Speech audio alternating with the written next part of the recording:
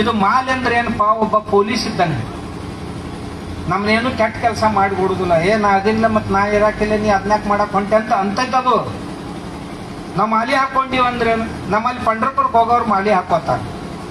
ಯಾಕೆ ಹಾಕೋತಿರೋ ಅಂತ ಕೇಳಿದ ಕೂಡ್ಲೆ ನಾ ಎಕ್ಕಡ್ರ ಅರೋದ್ ಅಂಗಡಿ ಕಡೆ ಕಾಲು ಹೊಂಟ ಕೂಡ್ಲೆ ಇವ ಪೊಲೀಸ್ ಕೊಳ್ಳಾಗಿರ್ತಾನಲ್ಲ, ಈ ಕಡೆ ಹೊಂಟಿ, ನಾನು ನಿನ್ ಕೊಳ್ಳಾಗಿದ್ದಾಗ ಆ ಕಡೆ ಹೊಂಟಿ ಬಾ, ಈ ಕಡೆ ಮನಿಗ್ ಕರ್ಕೊಂಡು ಹೋಗ್ತಾನ.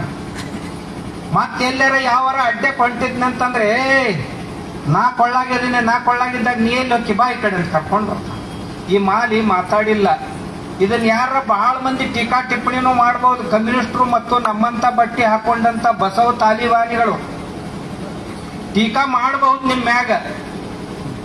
ಯಾಕಂತಂದ್ರ ಅವ್ರ ಹಿಂದಕ್ಕೆ ಬೇರೆ ಬೇರೆ ಸಂಪ್ರದಾಯಗಳ ಮ್ಯಾಗ ಸಿಕ್ಕಾಪಟ್ಟೆ ಟೀಕಾ ಮಾಡ್ಯಾರ.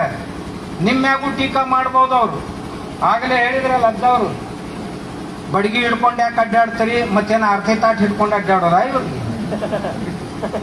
ನಮ್ಮ ಹುಡುಗಿಯರ್ನ ಎತ್ಕೊಂಡು ಹೊಂಟಾರ, ಬರೀಪ್ಪ ನಿಮ್ಗೆ ಆರ್ತಿ ಬೆಳಿಗ್ಗೆ ಇಬ್ಬರನ್ನು ಮನ್ಯಾಗ ಕರ್ಕೋತೀವಿ ಅಂತ ಹೇಳೋದ? ಹಿಡ್ಕೊಂಡು ಬರ್ಬೇಕಪ್ಪ, ಹಿಡ್ಕೊಂಡು ಬಂದು ತಿಳಿಸಿ ಹೇಳ್ಬೇಕು ಅವ್ರಿಗೆ. ತಿಳಿಸಿ ಹೇಳಲಿಕ್ಕೆ ತಿಳಿಲಿಲ್ಲ ಅಂದ್ರೆ ತಿಳಿ ಭಾಷಾದಾಗ ಹೇಳ್ಬೇಕು. ತಿಳಿ ಭಾಷಾ ಅಂದ್ರೆ ತಿಳಿತಿಲ್ಲ, ನಾ ಹೇಳಿನಲ್ಲ ಮೊನ್ನೆ, ಆ ಭಾಷಾ ಬೇಗ ತಿಳಿತಾವ್ರಿ.